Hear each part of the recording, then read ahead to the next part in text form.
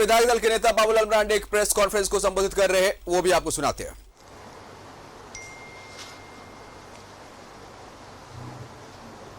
मैं व्यक्तिगत रूप से कभी कभी सोचता हूँ कि आस पड़ोस के राज्य भी जब हम घूमते हैं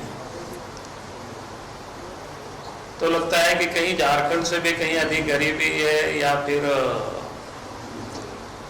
लेकिन उसकी चर्चाएं कम होती है, चर्चाएं झारखंड की अधिक होती है।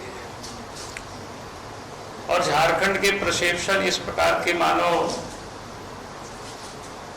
क्या बोलते हैं, भ्रष्टाचार की, करप्शन की, लूट की, इसकी चर्चा होती है। और जहां कहीं भी आप घूमेंगे तो लोगों से आप मिलेंगे तो लोग एक बार में, अगर पहली बार लोग कोई बात करते हैं आपसे तो पूछते हैं कह रही है झारखंड में क्या हो रहा है। तो कभी कभी बताने में बड़ी अटपटांग लगता है कि हम क्या बोले झारखंड के बारे में। जैसे किसी जमाने में जब बिहार में हम सब लोग रहते थे, तो जब अलग राज्य नहीं बना था तो बाहर लोग जाते थे तो अपने आप को बिहार के बताने से लोग संकोच करते थे, क्योंकि बिहार में जिनके उस वक्त राज्य था या उस समय जो शासन व्यवस्था थी, उसके कारण से लोगों को अपने आप में बिहारी कहने में लोग संकोच करते थे। आज मैं कह सकता हूं कि झारखंड की स्थिति कमोबेश इस हेमंत सोरेन के नेतृत्व में, जो पिछले लगभग 28 महीना होने को ही चला है, इन 28 महीनों के शासन में स्थिति यही पैदा हुई। अब जहां कहीं भी जाए, जहां के भी लोगों से थोड़ी सी, और हम सब लोगों से तो कोई और व्यापार के लोग चर्चा नहीं करते हैं, क्योंकि और तो कुछ काम नहीं है, और राजनीति करते हैं। तो पहला लोगों के जुबान से जो निकलता है वो झारखंड के बारे में, यानी झारखंड की लूट के बारे में निकलता है, झारखंड की करप्शन के बारे में, झारखंड की कानून व्यवस्था के बारे में लोग चर्चा करते हैं। तो मैं कह सकता हूं कि आज के तारीख में जो सत्ता में झारखंड मुक्ति मोर्चा के नेतृत्व में या हेमंत सोरेन के नेतृत्व में या जो सरकार चल रही है, अगर आप पूरे इन 2 वर्षों की, 2.5 वर्षों, लगभग 28 महीनों के शासन को आप देखेंगे, क्योंकि लोकतंत्र में एक काम की सबका डिफिनेशन किया हुआ होता है कि कार्यपालिका किस प्रकार से काम करेगी, विधायिका का काम भी डिफाइन किया हुआ है, न्यायपालिका का काम भी डिफाइन किया हुआ है।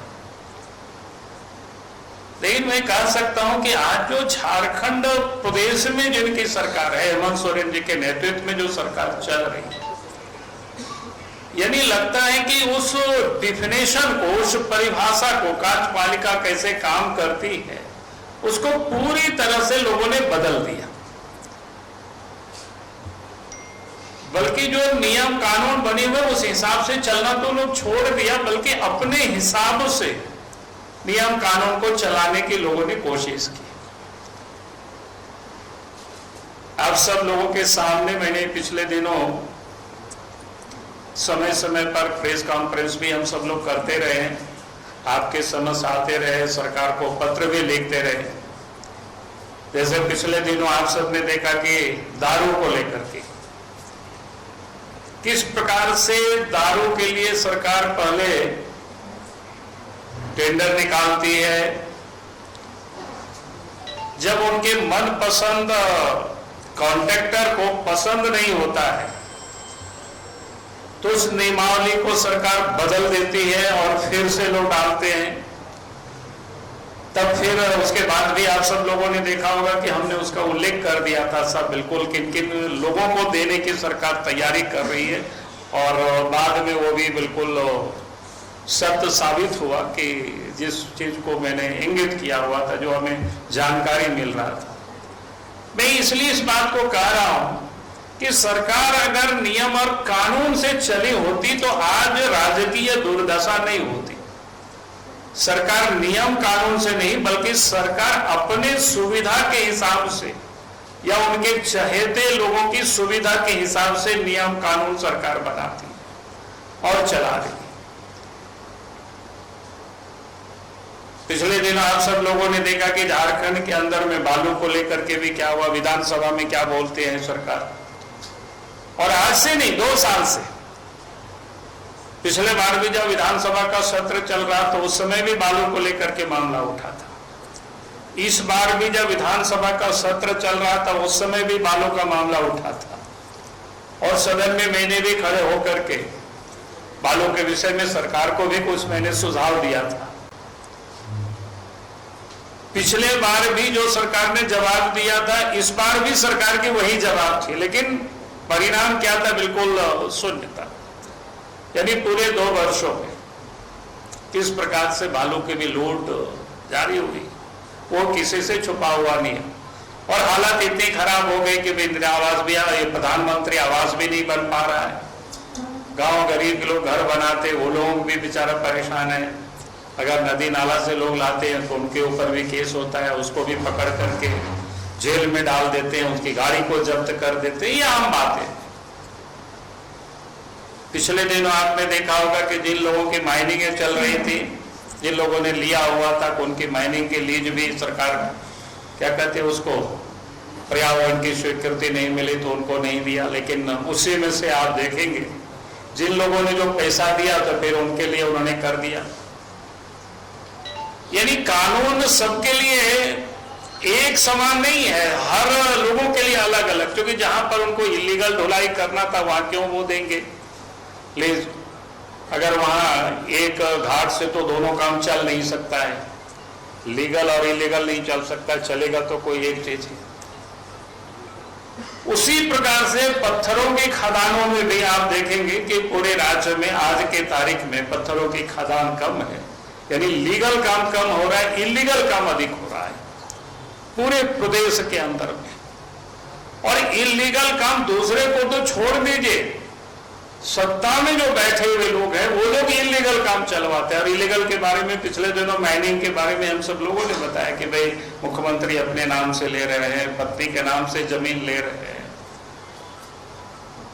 क्या कहते हैं, और उनके प्रेस सलाहकार के नाम से, विधायक प्रतिनिधि के नाम से, विधायक प्रतिनिधि के पत्नी के नाम से, और फिर डीसी के पत्नी के नाम से खनन पट्टा। यानी ये जो लूट का है किस प्रकार से राज्य में, और आप देखेंगे कानून को किस प्रकार से ये लोग क्या कहते हैं, नियम कानून को लोग धत्ता बताते हैं।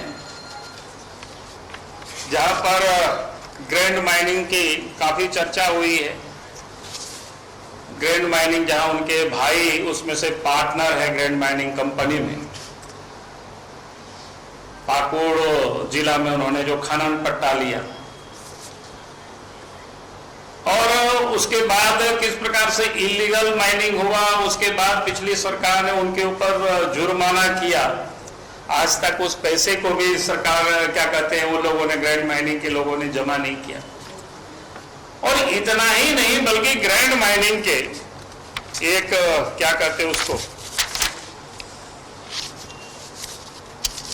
जहां उन्होंने खदान तक सड़क ले जाना, तो फॉरेस्ट में जिसको बोलते हैं कि रास्ता बनाया, माने जैसे कि उनकी सरकार है तो उनके लिए कोई नियम कानून नहीं है, वो जो कहेंगे कि वही नियम कानून है। जैसे लोग कहते हैं ना, क्या बोलते हैं कि मुखेर कानून, यानी उन्होंने जो कह दिया वही कानून है। और फॉरेस्ट में सड़क बना देना, और फॉरेस्ट के वहां के लोगों ने जब उसके ऊपर केस किया पाकुड़ में, और केस करने के बाद भी आज तक उस पर कोई कार्रवाई नहीं हुई। आप जरा सोचिए, भाई जब सत्ता में बैठे हुए लोग ही अगर कानून का इस प्रकार से उल्लंघन करेंगे, कानून को ब्रेक करेंगे, तो फिर राज्य में कानून की सरकार कैसे स्थापित हो सकती है? अर्थात राज्य में ये करप्शन कैसे रोकेगी, या राज्य में विकास का काम कैसे हो सकता है? राज्य के अंदर में आम जनों को कैसे सहूलियतें या सुविधाएं मिल सकती है? तो आज मैं कह सकता हूं कि इस प्रदेश के अंदर में पूरी तरह से जिसको कहते हैं ना कि लूट का एक साम्राज्य को शिबू सोरेन के परिवार ने इस झारखंड में स्थापित किया है। और राज्य जिसको कहते हैं ना,